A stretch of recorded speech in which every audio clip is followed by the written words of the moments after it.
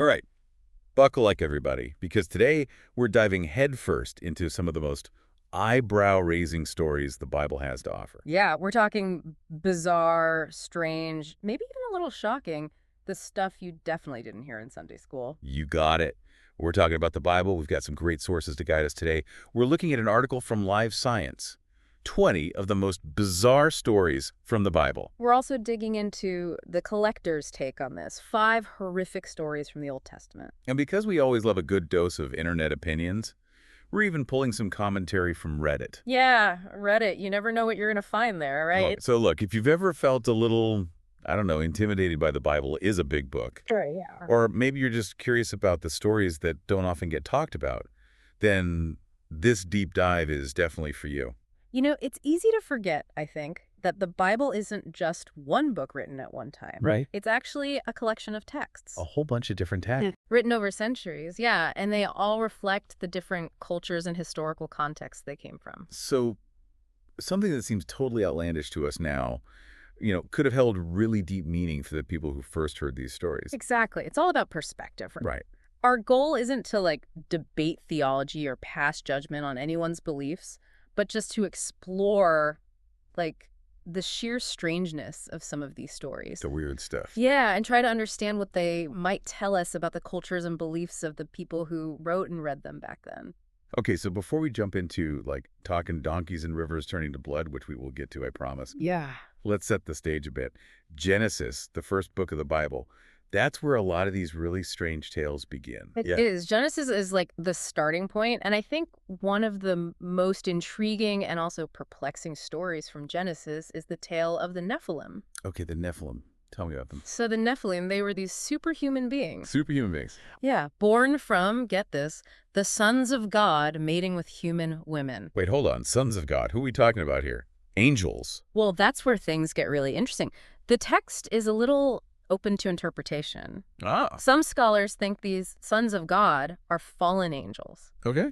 Others believe they were powerful human rulers or, maybe even demigods. So we've got divine beings, or at least, some seriously powerful beings, mingling with humans. Right. And they create this race of hybrids called the Nephilim. Uh-huh. And I'm guessing this doesn't exactly go over well with God, right? Not really, no. I mean, the Nephilim, they're portrayed as a source of divine displeasure. Okay. Maybe even a sign of the corruption and wickedness that ultimately led to the Great Flood. Ah, the flood. The big one. That story has captivated people for centuries. I mean, a flood's so massive that it wipes out almost all life on Earth except for Noah and his crew on the ark. It's a pretty wild image. It's definitely a story of epic proportions. But you know what? When you actually stop and think about the logistics of it all, how did Noah build an ark big enough to house 2 of every species on Earth? Right.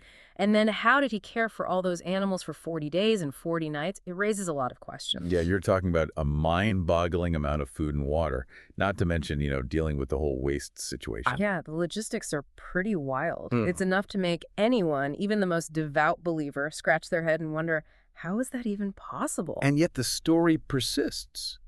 Maybe that's part of its power. It pushes the boundaries of what we consider believable and forces us to really grapple with, the nature of faith, the limits of human understanding. It's true. I think these stories often operate on multiple levels. They invite us to explore not just the literal events, but also the deeper symbolic or metaphorical meanings they might hold. Speaking of stories that, well, push the boundaries of believability, let's talk about Jonah and his rather close encounter with a giant fish. Oh yeah, Jonah, the prophet who tries to run away from God and ends up spending 3 days and 3 nights in the belly of a great fish. Even for a story about miracles, that one is, well, it's a tough one to swallow, no pun intended. Right. I mean, scientifically speaking, there's just no known marine creature that could swallow a human whole and keep them alive for that long. So what are we supposed to make of it? Are we meant to take it literally? Or is there, a deeper message at play here? That's a question that's been debated for centuries. Some people argue that the story is purely allegorical, a symbolic representation of Jonah's spiritual journey of, running from God and then ultimately accepting his calling.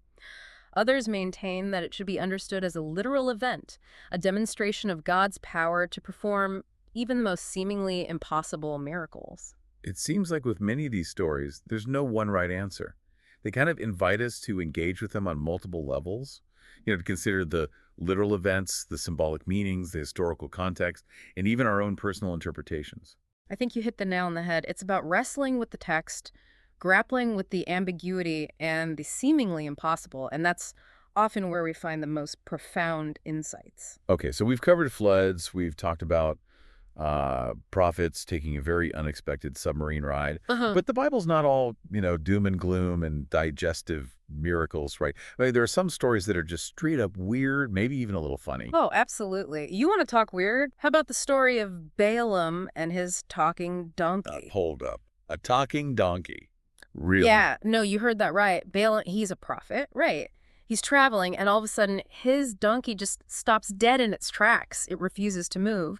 And it turns out the donkey can actually see an angel blocking their path. Okay. And Balaam doesn't see it. No, Balaam is totally clueless. That's kind of hilarious. I can picture him like getting increasingly frustrated with this stubborn donkey. Yeah. He has no idea there's this like divine being standing right there. Right. It's definitely a scene that, tickles the funny bone. But there's also a deeper message there. I mean, the donkey, an animal that's, often seen as like lowly or stubborn, is the one who perceives this divine message. For the prophet, the human chosen by God, he totally misses it. Exactly. It's like a reminder, to stay humble, to listen to those around us, even the unexpected voices, and to be open to the unexpected ways that the divine might be working. Right. So a talking donkey isn't the only example of like unexpected divine intervention, right? There are quite a few head-scratching moments in the Bible that make you go, wait, what just happened? Oh, yeah, plenty. I mean, take, for example, the story of Moses encountering God on Mount Sinai. Okay. So in some translations of the Bible, the Hebrew word for shining is actually interpreted as horns. Horns. Yeah, suggesting that Moses might have sprouted horns after his little divine rendezvous. Horns. Now, that's a mental image. I mean, talk about a dramatic makeover. It really makes you think about how these ancient encounters with the divine were perceived. Right. And how those perceptions might have differed from, how we might see things today. It's fascinating, isn't it? And then you have, the time when God seemingly tries to kill Moses on his way to Egypt. Yeah. And it's only Moses's wife, thinking quickly, who saves him by, well, let's just say performing a rather unorthodox ritual involving their son's foreskin. Okay, that one definitely falls into the Yeah. bizarre and slightly disturbing category. Like, what's going on here? Why is God behaving this way? Well, these stories, while they might seem perplexing to modern sensibilities, often reflect a very different understanding of God and divine power than what many people hold today. I mean, it's important to remember that these texts were written in a completely different time and cultural context, Right. where the divine was often seen as much more unpredictable, even capricious at times. So it's a reminder that the Bible, like any ancient text, needs to be approached with an understanding of its historical and cultural background. It's not always about finding easy answers or, black and white interpretations. Exactly. It's about engaging with these stories in all their complexity, all their ambiguity, and allowing them to challenge our assumptions and expand our understanding of the human experience. Well said. And speaking of challenging assumptions, let's dive into some of the more ethically complex stories in the Bible because, let's face it, not every tale ends with a happy ending or a clear moral lesson. You're right. There are definitely stories that grapple with some pretty difficult themes. Violence, betrayal, human suffering. Stories that make us question the nature of good and evil, justice and mercy. Like the destruction of Sodom and Gomorrah, for example. Cities that are like consumed by fire and brimstone for their wickedness. It's a powerful, even terrifying image. Yeah. But there are also elements within the story that make you really pause. Absolutely. Like, the story of Lot offering his daughters to the mob to protect the angels. It's a moment that makes you confront those moral gray areas that sometimes exist in these narratives. Right. It's a stark reminder that even within a framework of divine judgment, human actions can be deeply flawed and morally ambiguous.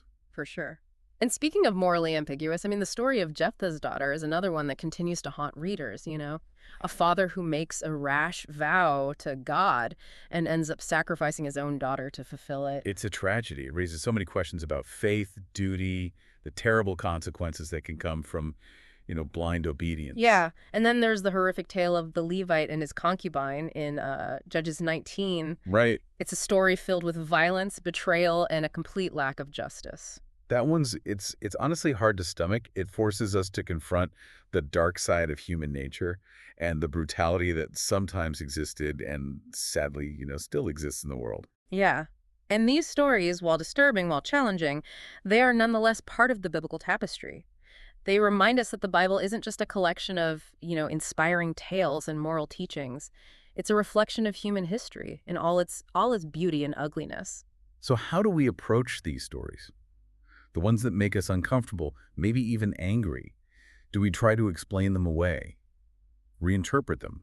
Or do we simply acknowledge, the darkness that exists alongside the light? That's a question that scholars and theologians have been wrestling with for centuries, and there's no easy answer. I think it's about engaging with these texts honestly, critically, recognizing their historical context, and acknowledging the complexities they present. It's about recognizing that the Bible, like life itself, is full of contradictions, full of gray areas, Hmm. full of challenging questions. Yeah.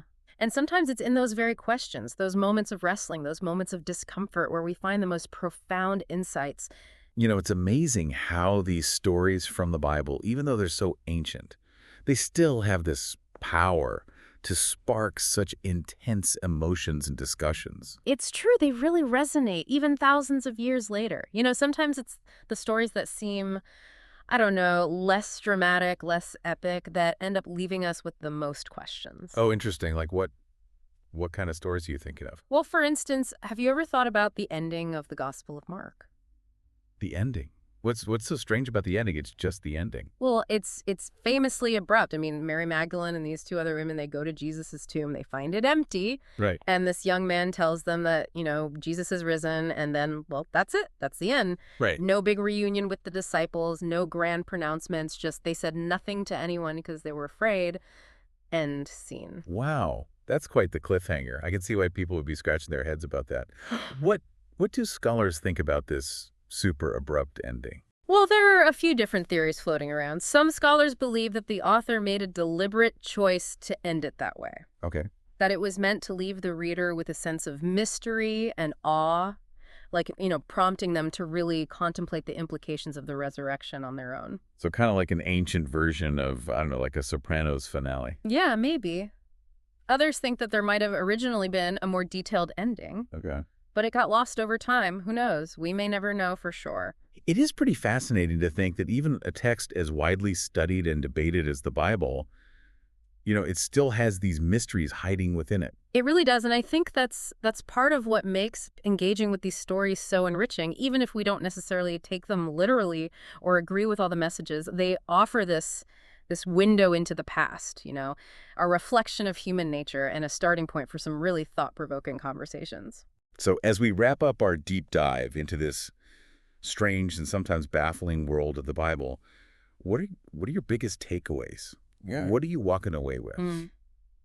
For me, I think it's just this powerful reminder that these stories, even though they come from such a different time, they still have this ability to challenge us, Yeah. to make us think critically about our own beliefs, our own assumptions, and to spark conversations that are still relevant, even today. It's like we've been on this archaeological dig, unearthing these ancient texts and examining them for clues about the human experience back then and now. Exactly. And I think the most important thing is just to approach these stories with a sense of curiosity, humility, open-mindedness, to recognize that there are multiple layers of meaning, diverse interpretations, and just a richness that goes way beyond the surface level. It's about embracing the mystery, grappling with those contradictions, and acknowledging that our understanding of these stories, it's going to keep evolving. It's going to keep changing over time. And who knows, maybe you'll even uncover some strange and wonderful insights of your own along the way. It's a journey worth taking, that's for sure. Couldn't agree more. Well, thanks for joining us on this deep dive into the bizarre side of the Bible. We'll catch you next time for another fascinating exploration of the unexpected.